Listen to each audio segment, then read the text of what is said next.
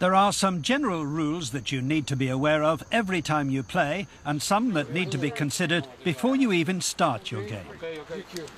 It is strongly recommended that you put your own identification mark on your ball.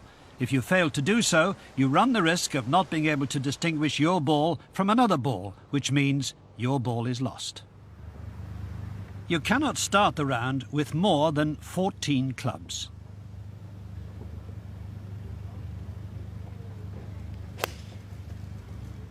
Ian Woosnam was tied for the lead going into the final round of the 2001 Open at Royal Lytham and appeared to have birdied the par 3 first hole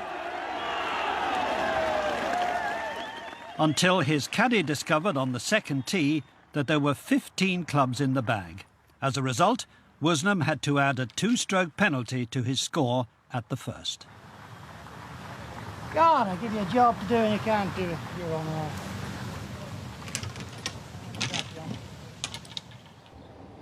If you start the round with 14 clubs, it is not possible to add clubs, even if a club is lost.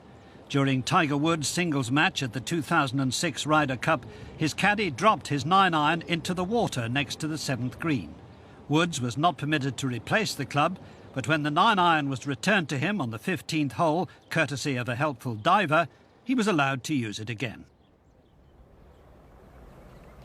Here we see Tiger having more problems with his clubs, this time breaking a club while making a stroke at the Masters.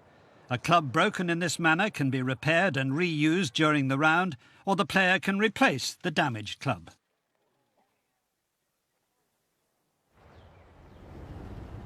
However, if a club is damaged in anger, making it non-conforming or altering its playing characteristics, it cannot be used or replaced during the round. For Paul Azinger, this meant putting with a variety of clubs on the remaining holes. During a round, you cannot ask for advice from anyone except your caddy or your partner, who is a player on your side. And you must not give advice to any player other than your partner.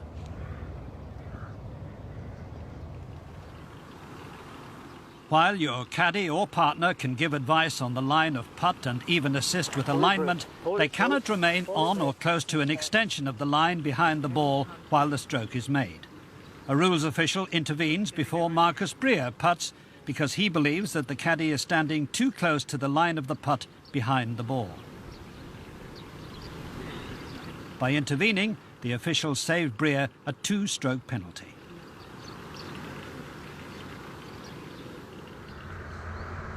A player is responsible for any breach of the rules committed by his caddy. In the quarterfinals of the 2006 US Amateur Championship, Richie Ramsey's young caddy touched his line of putt without authority. The rules provide that the player incurs the applicable penalty for a breach of the rules by his caddy, and as a result, Ramsey lost the hole.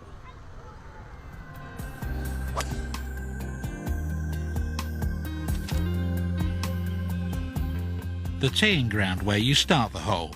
It is a rectangular area, 2 club lengths in depth, the front and sides of which are defined by the outside limits of 2 tee markers. You can play your ball from anywhere within the teeing ground.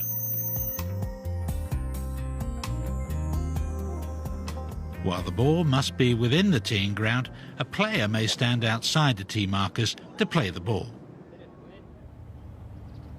And before playing a stroke from the teeing ground, your ball is not in play, so if it falls off the tee, or if you knock it off the tee in the act of addressing it, it may be re-teed without penalty.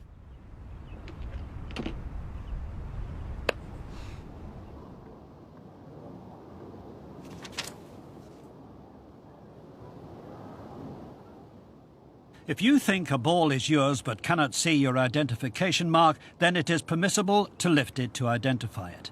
However, you must first advise your opponent, marker or fellow competitor of your intention, and you must mark the position of the ball before lifting it. If the ball is your ball, you must replace it.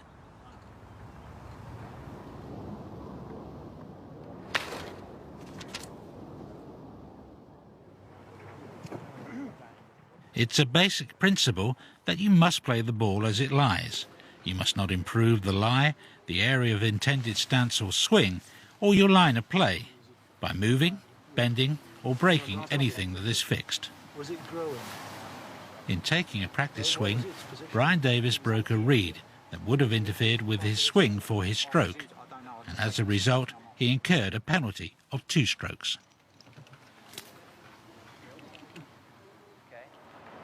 Can I move it to get in there, or do I have to back into it to get in there? See what I mean? I can move it. Can I help? A player is permitted to move branches in the process of fairly taking a stance, but he must try to use the least intrusive method of getting to the ball to make the stroke. No, it's all right. I got And here Phil Mickelson carefully approaches the ball so that he does not improve his situation and there is no breach of the rules. Let me move the bag and everything, Phil. You guys, can you back up behind, please?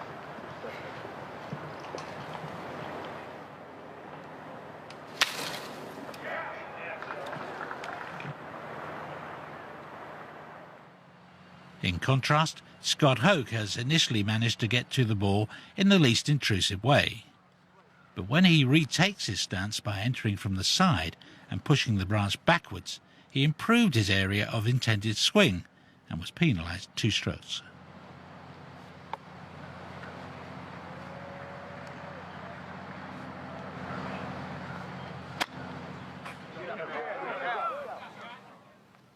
And when Sergio Garcia moved ahead of his ball and took a practice swing on his line of play, officials were concerned he may have improved his line. However, on close examination, it was decided the action he'd taken did not cause any improvement and no penalty was applied.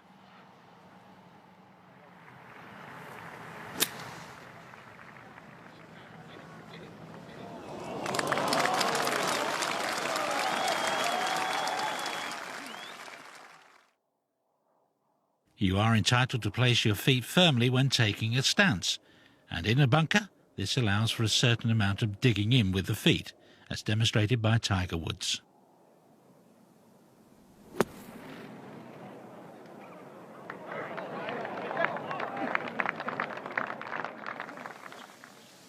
But Calvin Peet's attempt to gain a level footing exceeds what is permitted, and he was penalised 2 strokes for building a stance.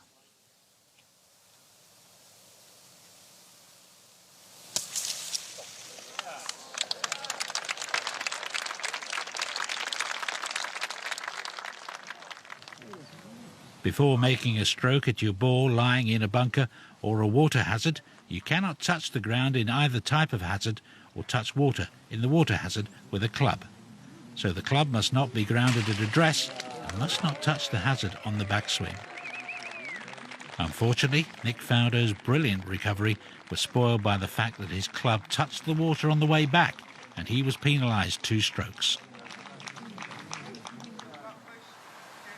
It's also not permissible to move loose impediments prior to making a stroke in a bunker or a water hazard. Michelle Wie fell foul of this rule when she clipped a piece of moss with her backswing, resulting in a 2-stroke penalty.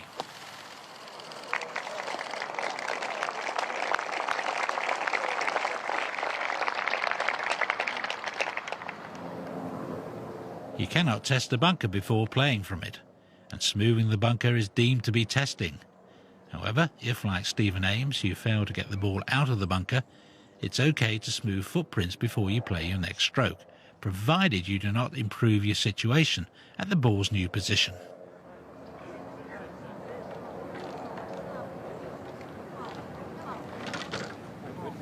If your ball lies on a bridge over a hazard, it's permissible to ground your club on the bridge. Lee Westwood demonstrates his understanding of this rule in the final of the World Match Play at Wentworth and plays a great recovery shot from the bridge. All under the watchful eye of rules official John Paramore.